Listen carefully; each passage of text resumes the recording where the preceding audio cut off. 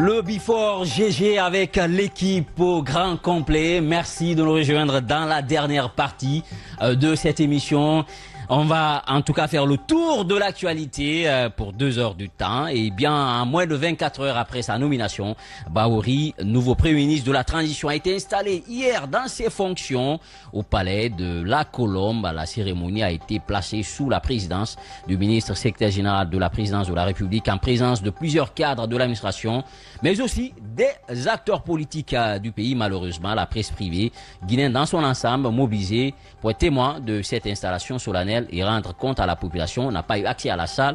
On en parlait avec l'équipe ce matin.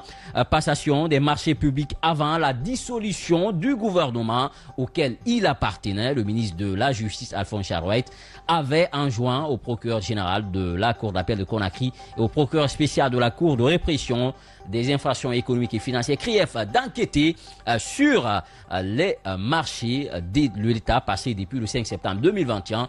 Selon le désormais ex-ministre, il est important à ce niveau que la lumière soit faite par rapport à l'octroi des différents marchés de l'État passés depuis le 5 septembre 2021 sur toute l'étendue du territoire national. Cependant, plusieurs marchés ont été passés au département de la justice et des droits de l'homme en violation flagrante des règles de procédure en la matière. Dossier d'enquête avec l'équipe, c'est dans un court instant.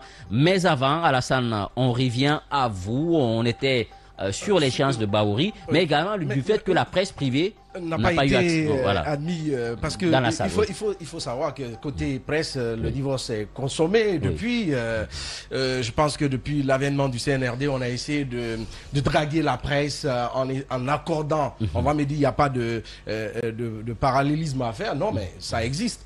On a nommé certains journalistes, on se dit que bon c'est de parallèle à faire on s'est dit bon avec ça ils vont à tout bout de champ accompagner toutes les actions de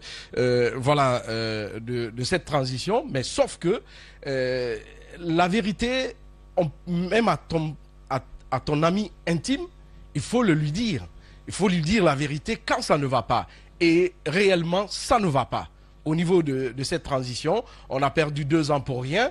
Et ma foi, je le disais, pour revenir un peu sur les discours de Goumou qui vient en tant que ministre du Commerce, qui ressort Premier ministre, et à travers même sa communication hier, il reconnaît quand même ce que le président a pu lui permettre de faire, parce que la confiance oui. Mais aussi l'expérience acquise durant ces 18 mois à la tête, pas que seulement à la tête de la primature, mais aussi à la tête du commerce, du ministère du Commerce. Et il a un bon bilan là-bas. Au commerce, oui. Que malheureusement, celle qu'il a précédé n'a pas su succéder plutôt, n'a pas su continuer, parce que au regard de tout ce que nous subissons aujourd'hui avec l'augmentation du prix des denrées alimentaires, ça ne devrait pas arriver. Oui. Lui, quand même, il avait réussi à mettre quand même en place un mécanisme entre le ministère du Commerce et la Chambre du Commerce et aussi la douane.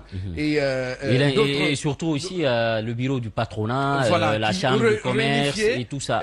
Unifié, je vais dire. Oui. Lui, quand même, il avait réussi quand même à mettre en place ces mécanismes-là. En tant que Premier ministre, on sait que la tâche n'a pas été du tout facile pour lui, mais par rapport au respect qu'il a pour le président de la transition, il a su lui prendre sur lui en ayant le dos large et accepter tout malgré tout.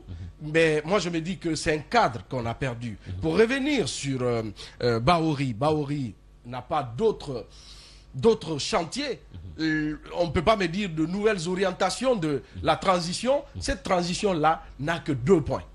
Dialogue, permettre à tous ceux-là qui sont dans les négociations puissent revenir et ne pas faire présenter un Premier ministre qui est là pour faire tout ce que le président lui dit, ou il sent que le président souhaite ça, il va sur ça. Non. Ça doit être quoi? Il doit prendre les taureaux par les cornes. Oui. Appeler les autres là, qui n'avaient pas accepté d'aller sur les différents dialogues, qui n'ont pas accepté d'aller sur les assises, les appeler parce que leur avis compte. Oui. On n'a plus, on n'est plus à cette époque, à cette étape de défiance. Qui n'est pas d'accord, on l'oublie, on ne peut pas avancer. C'est ce qui nous est arrivé là. Tout à fait. Donc, revoir aussi le nombre de départements ministériels, parce qu'on n'a pas d'argent d'IBA pour entretenir tout ce monde-là. Vous savez... Est-ce que pour vous, il faut un gouvernement resserré? Resserré, restreint. On n'a pas d'argent. On nous parle d'infrastructures comme priorité. Non, la Guinée, quand je parle c'est la Guinée. Oui, mais les gens ont promis des postes ministériels aux gens.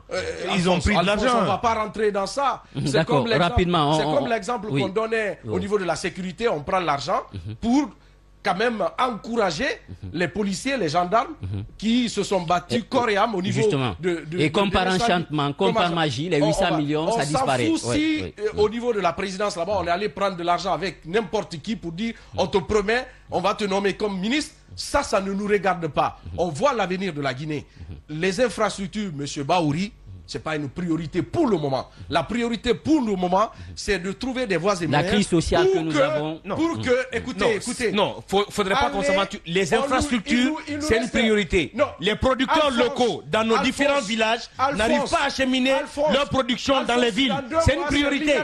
Alphonse, dans 2 mois, c'est l'hivernage. Avant l'hivernage, on peut faire des choses. Quoi? Qu'est-ce qu'on peut faire? Les pistes rurales. C'est des priorités. Alphonse. Ma grand-mère qui produit dans son champ du côté de Yalakala n'arrive pas à acheminer ça à Kissidouville pour servir le marché de Conakry. C'est une priorité. On dit à Malinké. Faut pas se mentir. On dit à Malinké que Todi men sunkuru makoloko yele kwa msobakoro tena. Kadaele. Alphonse. Ce matin, il faut nous dire clairement si tu as déjà été entretenu pour aller là-bas. Parce que ce n'est pas parce que il n'a pas été entretenu. Je n'ai pas été entretenu, mais j'ai envie de dire à Sako et à Kabs que rapidement, le pays ne doit pas s'arrêter. En fait, les élections, c'est une priorité. On changeait, revenir à l'ordre constitutionnel, c'est une priorité. Mais j'ai envie de dire, les producteurs locaux là, qui sont dans ces villages, qui n'arrivent pas à acheminer leurs récoltes pour les grandes villes. C'est une priorité également. Parce que ces gens-là, ils vont voter. Mais avant de voter, il faut qu'ils aident nous autres citoyens dans ce pays à avoir des produits moins chers. Aujourd'hui, le marché a flambé. Et ça, c'est du fait que l'on produit, mais on n'arrive pas à consommer. Alphonse, il faudrait qu'on remédie à ça. Alphonse, il ne faut pas se mentir. Dans 3 mois, c'est les grandes pluies à Conakry. Quels travaux vous voulez annoncer? Quels travaux? Il y a des chantiers en cours qu'il faut poursuivre rapidement. Travaux, c'est aussi des investissements. Et pour le moment, le gouvernement, on va me dire, Bahouri, c'est un économiste, mais la situation mondiale ne s'y prête pas. Pour qu'on ait de l'argent. Donc, il ne faut pas se mentir. Et la crédibilité. La priorité, la crédibilité. Investisseurs, pour la stabilité est une garantie nécessaire pour la confiance. La confiance. Aujourd'hui, en Guinée, ici à Conakry, qui sont ces investisseurs-là qui vont venir quand ils savent ou quand quelqu'un sait déjà que pour entrer à Kaloum à 20h, 21h, tu te fais fouiller au pont 8 novembre. Tu vois des véhicules blindés en train de faire des parades nocturnes dans Conakry. Mais ça effraie quand même. D'accord. Alors, là où on est passé là, les Blancs, en cette période d'hiver, c'est l'hiver en ce moment en Occident. Beaucoup, ceux qui ont les moyens, viennent en Afrique. Mais dans les pays où il y a la stabilité, où il y a la sécurité, où il y a des garanties. Mais ici, la Guinée, on est en sécurité. Ces derniers temps, on n'a pas connu de crise majeure. C'est différent des pays. D'accord. Pour revenir justement sur les priorités de Bahouri, pour revenir sur les priorités de Bahouri, c'est la justice. On sait que la justice, autant par le passé que maintenant, et pire encore, maintenant, la justice ne nous fait pas honneur. C'est de s'atteler sur tous ceux qui sont accusés, que les dossiers soient évacués, situés sur leur sort. Ceux qui doivent être libérés soient libérés. Le temps que, voilà, le peu de temps que nous avons, parce qu'il ne faut pas oublier, 10 mois, c'est ce qui nous reste. Justement, la priorité pour la Guinée aujourd'hui, c'est les élections. D'accord. Ce sont les élections, je veux dire. Les élections. Qu'il y ait dialogue maintenant franc, que ceux qui n'étaient pas là depuis justement, puissent revenir, qui sont à l'étranger puissent rentrer, discuter sur le chronogramme maintenant, les 10 derniers mois qui restent, sur ce qui est possible de faire, et parallèlement, aller sur des activités qui peuvent aller maintenant ensemble. Il n'y a pas autre chose à faire que d'organiser les élections. la transition, la fin, c'est ce qui nous concerne. D'accord. C'est aller contenter, si c'est pour contenter le président de la transition, Goumou l'a fait largement. Oui. Lui, il vient pour le peuple, le vrai. Ceux dont Alphonse parle là, qui produisent, qui n'ont pas de moyens pour transporter. Mais arrêtez. Non, je veux dire. Arrêtez. Goumou n'était pas là pour le peuple. Il faut arrêter. Il faut arrêter.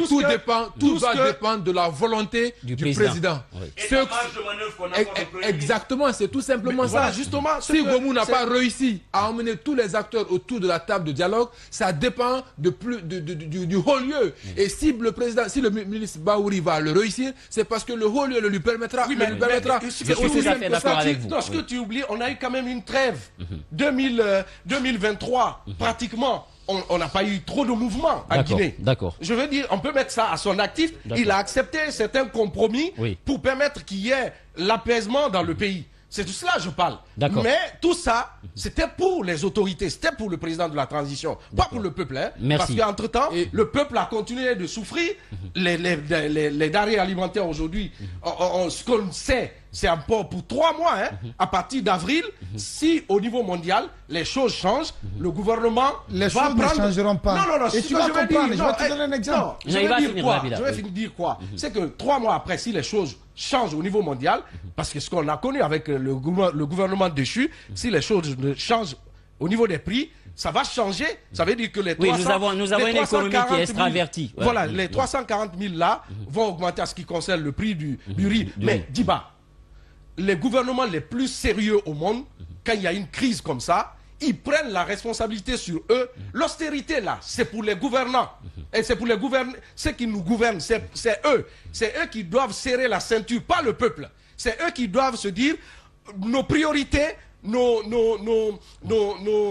les avantages que nous bénéficions à travers nos différents postes, on les revoit à la baisse. Sauf que nous, ici, pour la loi de finances initiale 2024, c'est tout a augmenté au niveau de nos institutions les plus stratégiques. Prenez la présidence, la primature, le CNT, tout a augmenté. Mais et pour le peuple.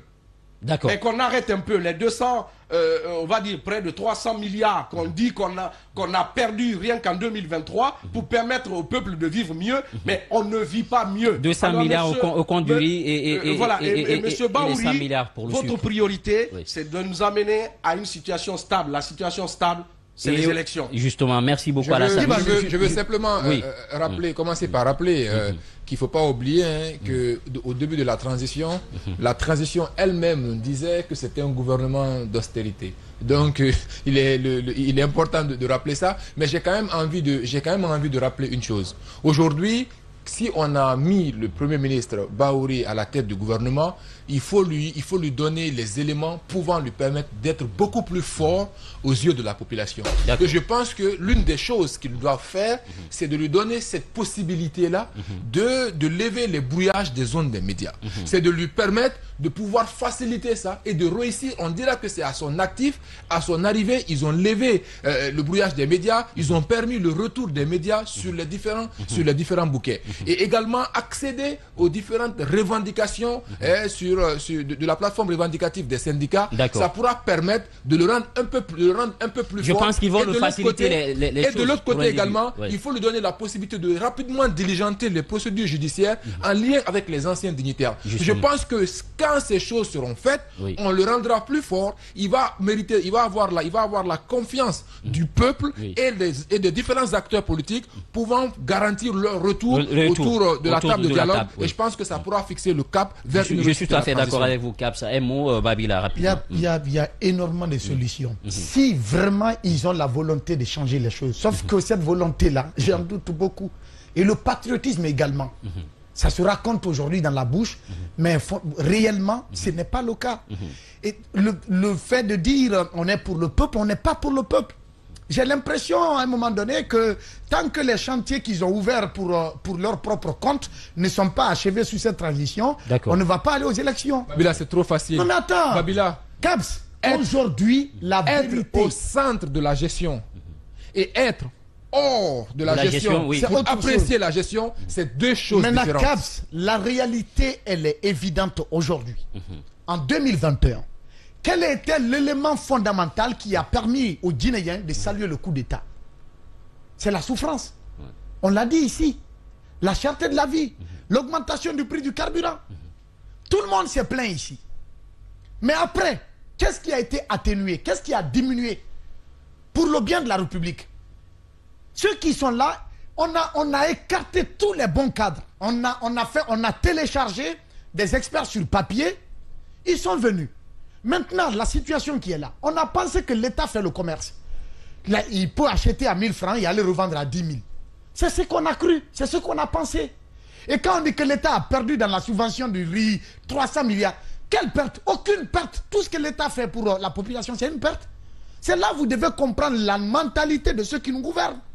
Qu'on dise que l'État a perdu... Par rapport aux prévisions. Non, il n'y a aucun... Oui, c'est la subvention. C'est la subvention. Diba Milimono, qu'on dise par exemple pour l'importation du riz, que l'État a perdu, l'État a subventionné et que l'État a perdu dans cette subvention, l'État a perdu 300 milliards, mais ce n'est pas une perte. Le rôle régalien de l'État, c'est satisfaire à la demande de sa population. C'est l'État qui peut acheter quelque chose à 10 milliards et venir revendre à sa population à 100 millions de francs guinéens. L'État ne cherche pas... Et il faut rappeler 228 milliards pour le riz et 99 milliards pour le sucre. À quel titre? C'est ce que l'État dit en 2023. Ces exonérations fiscales et douanières accordées pour alléger le panier de la ménagère ont engendré chez l'État un manque à gagner de 327 milliards. 327 milliards de francs guinéens, soit 228 milliards pour le riz. Maintenant, si ce n'était pas le cas, comment le peuple allait, où allions-nous nous retrouver? Si on n'avait pas exonéré, où le peuple allait se retrouver? Le prix du sac d'un sac de riz est à combien aujourd'hui? Et aujourd'hui, il faut que les gens comprennent. C'est ça l'argument. Si on lève le pied, on risque de se lever à 400 000. Alors, mais c'est la responsabilité de l'État. Oui. La responsabilité, c'est la même chose pour l'électricité. Oui. 25 milliards de francs guinéens, c'est ce qu'on accordait à EDG par le passé comme subvention par mois. Aujourd'hui, ils sont incapables de payer ça. C'est pourquoi on est en train de nous distribuer le courant aujourd'hui comme de l'aumône. Et ça vient à compte-gouttes. Eh bien, il y a beaucoup d'éléments qui vont minimiser. La responsabilité de l'État, c'est de satisfaire, n'est-ce pas, sa population. Et quel que soit le moyen, quelle que soit la manière, il faut tout faire pour alléger, n'est-ce pas? Merci beaucoup. Quelle que soit la manière, merci beaucoup. Tu seras là à critiquer ça aussi. Non, tu seras là à dénoncer ça, quelle que soit la manière. Pour alléger, non, Bobby, pour alléger. D'accord, c'est bon. À eux de trouver la solution. C'est une façon de parler pour alléger le panier de la ménagère. Merci beaucoup, Babila. Parce que ce que nous subissons aujourd'hui, c'est le comble. Nous traversons le pire moment de notre histoire. Ça, il faut le reconnaître. Merci beaucoup, Babila. Merci beaucoup.